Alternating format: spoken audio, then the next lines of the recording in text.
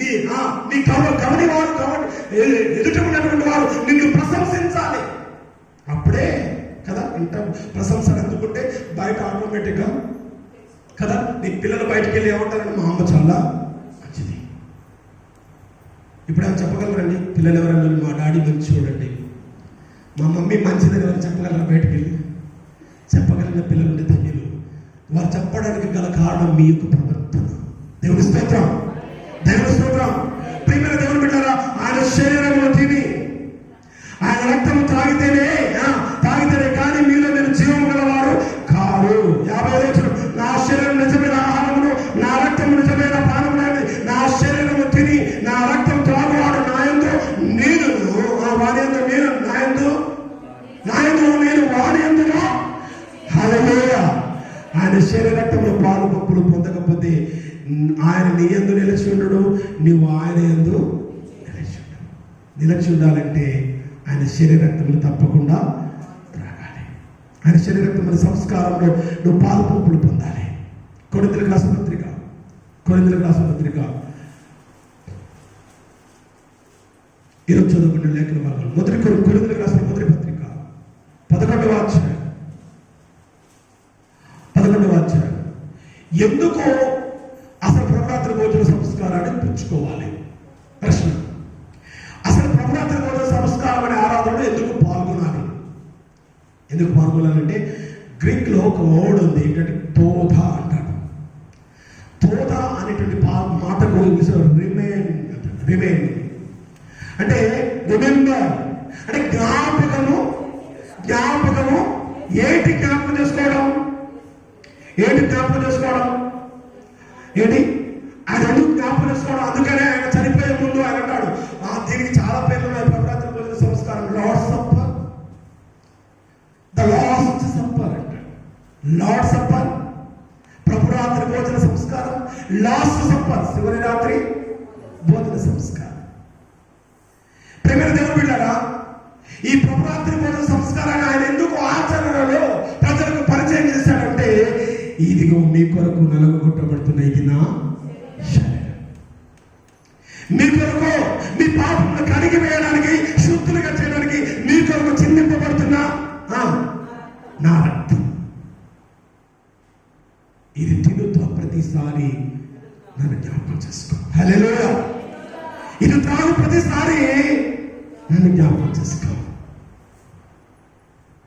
వాటికి వచ్చి మోకరించామా, రొట్టె తీసుకున్నామా? పాపం రొట్టె ఎప్పుడు తినాలో ఎలా తినాలో తెలియదు కొంతమందికి. అలా పట్టుకుని ఉంటాడు, పక్కకి చూస్తాడు, ఎటువైపు చూడాలి? ప్రభు వైపు చూడాలి. ఆయన జ్ఞాపకం చేసుకోవడానికి నువ్వు ఆయన నీ కొరకు నలుగుగొట్టబడ్డాడు. ఆయన నీ కొరకు వదకు తేబడిన గొర్రె పిల్లల బలి అర్పించబడ్డాడు. హల్లెలూయా. మన పితరులు చేసిన పాపం నిమిత్తం కోరు మీద తోడలు తీసుకుని వచ్చి బలి అర్పించారు. వారి పశువులు మేలైన వాటిని బలి అర్పించారు, పావురాలను అర్పించారు. కారణం ఏంటంటే వారి పాపం నిమిత్తం మరో ప్రాణిని అర్పించారు. అందుకని హెబ్రీయులకు రాసిన పత్రికలోకి వచ్చేసరికి 10వ అధ్యాయంలోకి వచ్చేసరికి అంటున్నాడు, ఏమంటే గొర్రెల యొక్కయో మేకల యొక్క రక్తము ద్వారా మనుషుల యొక్క పాపము పరిహరింపబడదు. అందుకని ఈరోజు దేవుని స్తోత్రం. హల్లెలూయా. అక్కడక్కడ మా దగ్గర కొత్తగూడెం ఏరియా వెళ్తుంటే పెద్ద ముగ్గురు ఉంటుంది. అక్కడ దేవుడు వాక్యం ఎప్పుడో చెప్పిందండి, కొన్ని వేల సంవత్సరాల క్రితం చెప్పింది. నీ కొరకు మనుష్య కుమారుడు అది కన్యక గర్భంలో జన్మించిన వాడై ఉండాలి.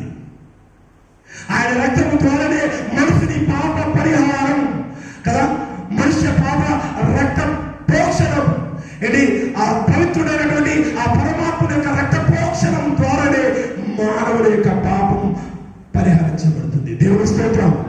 హల్లెలూయా. ఆయన రక్తములో నువ్వు పాలు పంపులు పొందాలి.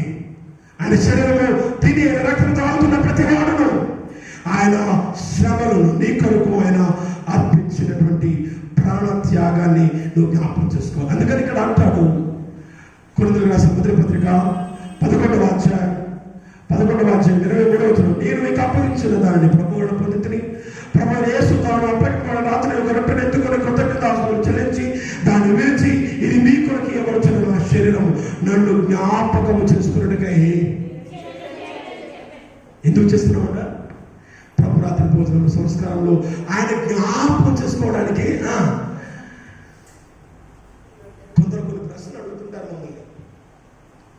ఇప్పుడంటే కప్స్ వచ్చాయి కరోనా ప్రభావం వలన, మనుషుల యొక్క పాప క్రియల వలన ఒకటిది ఒకటి పంపుతుందని కప్స్లో ఇస్తున్నాం, ద్రాక్ష ఇస్తాం కదా.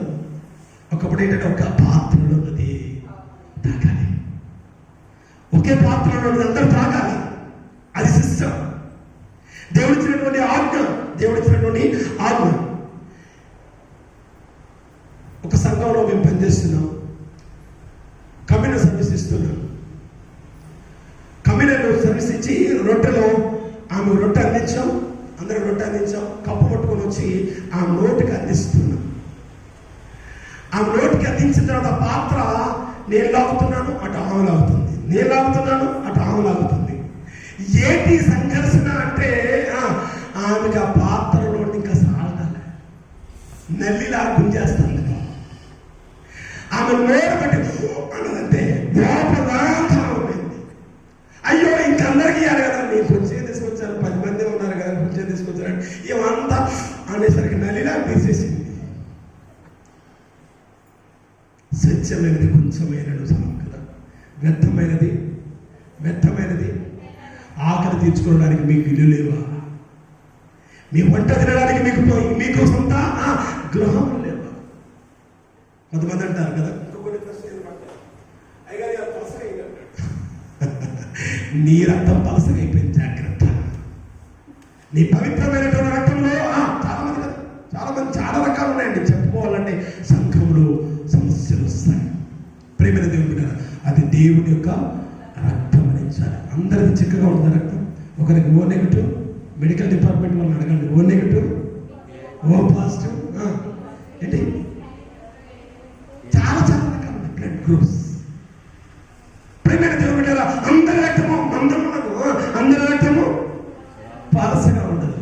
ఏంటి ఇంకొక ఆయన వచ్చి అడిగాడు, ఇంతకీ రక్తం అంటున్నారు అయ్యగారు, బాగుంది, ఇంతకీ ఏ గ్రూప్ అన్నాడు. ఒకటిదేమో ఏ పాజిటివ్, మరొకటిదేమో బి పాజిటివ్, ఇంకొకటిదేమో ఓ నెగిటివ్. ఇలాంటి గ్రూపులు ఉన్నాయి కదా, ఇంతకీ ఏ బ్లడ్ గ్రూప్ అని అడుగుతున్నాడు. ఉన్నారు ఇట్లాంటి ప్రభుత్వం చాలా మంది ఉంటారు. పాపం ఇప్పుడు ఏం చేయాలంటే ఏసఐ దగ్గర నేను పోయి ఆయన బ్లడ్ టెస్ట్ చేయడానికి ఒక మంచి టెక్నీషియన్ని తీసుకొని వెళ్ళి గ్రూప్ టెస్ట్ చేయాలి. మట్టి 2024 సంవత్సరాలు వెనక్కి వెళ్ళాలి. నేను అన్నాను ఆయన హోలీ బ్లడ్ అన్నాను. హల్లెలూయా. ఆయన రక్తము, నీ రక్తాన్ని పరిశోధిస్తే చాలా బ్యాక్టీరియా బయటకు వస్తుంది. వ్యాధులతో కూడినటువంటి అనేక బ్యాక్టీరియాలు నీ రక్తంలో ఉంటాయి. కానీ యేసయ్య రక్తంలో ఏ బ్యాక్టీరియాను నిర్మూలించగలిగిన బ్లడ్ అయింది. హల్లెలూయా. పవిత్రమైన రక్తం. ఆయన నీ కొరకు కలువరిలో వేలాడాడు, నీ కొరకు మండు టెండలో మాడిపోయాడు, ఆయన నీ కొరకు శీలలో కుట్టబడ్డాడు, ఆయన శరీరం కుట్టబడ్డాయి. నీ అపవిత్రమైన తలంపుల వలన ఆయన తనలో ముళ్ళ కిరీటము. ఈ పరిశుద్ధమైన కుర్బానాగా, బలిగా, పరిశుద్ధమైన బలి అర్పణగా, బలి అయినటువంటి గొర్రె పిల్లగా దేవుడు మన కొరకు బలి అర్పించబడ్డాడు. మన అప్రేసవాళ్ళు సోదరులారా, ఆయన రక్తంలో పాల్పొప్పులు పొందుతున్న మీరు 4 సాక్రమెంట్స్ చెప్పాను. మొదటిది మళ్ళీ పేజీలు తీస్తారు. నాకు ఇదే కోపం. రాసుకోండి అన్నమాట, రాసుకున్నోడు ధైర్యం ఎలా ఉంటుంది? రాసుకున్నోడు ధైర్యం ఎలా ఉంటుందంటే నాకు తెలుసు అనుకుంటాడు. చెప్పడం మరి పేజీ తిరిగేస్తాడు. ఎక్కడ రాయాలి? హృదయం పలక మీద రాయాలి. అక్కడ రాస్తుంది ప్రతిసారి ఏం చేయాలి తెలుసా? రాసుకోవడం తప్పండి, రాసుకోవాలి. కానీ ఏం చేయాలంటే ఇంటికి వెళ్ళిన తర్వాత మళ్ళీ తీస్తామని పేజీ రాసిన పేజీ. ఈ వారం ఏదైనా మళ్ళీ వచ్చే వారం, పోయిన వారం అంశం ఏంటంటే అప్పుడు తీస్తాను పేజీ. నెమ్మదిగా తీస్తాడు. సౌండ్ యాడ్ వస్తుంది కదా, అది నీ మైండ్లోకి ఎక్కించుకోవాలి. ఇంటికి వెళ్ళిన తర్వాత దాన్ని రిమైండ్ చేసుకోవాలి కదా. అందుకని పిల్లలకి ఏం చేస్తారు, స్కూల్కి వెళ్ళి టీచర్స్ ఏం చేస్తారు, పిల్లలకి హోంవర్క్ ఇస్తారు. ఇంటికి వెళ్తే వాడు ఖాళీగా ఉండకుండా ఉదయకాల సమయంలో చెప్పిన పాఠాన్ని సాయంత్రం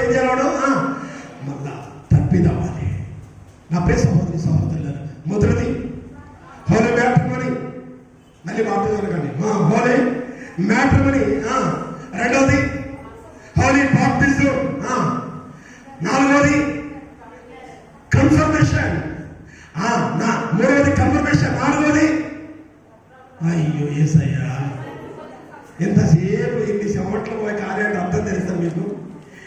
ఎంత రక్తము చెమటగా మారింది మీకు తెలియదు. లోపల అంత ఇంటిపోయేసరికి మళ్ళీ 2 సోపులు వేసి వృత్తిన ఆ చెమట వాసన అంత చెమట వస్తుంది కదండి. ఇంత రక్తం అవుతుంది. ఇప్పుడు నాలుగోది ఏంటి చెప్పండి? నాలుగోది ఏంటి కదా? హోలీ సాక్రమెంట్స్ కదా, the lord's supper and last supper, ప్రభురాత్రి రోజు. దీని యొక్క ఫుల్ మీనింగ్ ఏంటంటే తోద అంటే జ్ఞాపకము చేసుకోవడానికి దాన్ని పుచ్చుకోవాలి. నా కొరకు ఆయన మరణించాడు, నా కొరకు ఆయన చనిపోయాడు, నా కొరకు గాయపరచబడ్డాడు, నా కొరకే వ్యాధిగ్రస్తుడిగా మారాడు, నా కొరకే ఆయన బలి పశువుగా అర్పించబడ్డాడు, నా కొరకే ఆయన ప్రాణాన్ని త్యాగం చేశాడు. ఏంటి ఎప్పుడు చూసారా? మేము ఒకసారి బంధ అనేటువంటి చాలా ఇంటీరియర్ ప్లేస్కి వెళ్ళాం.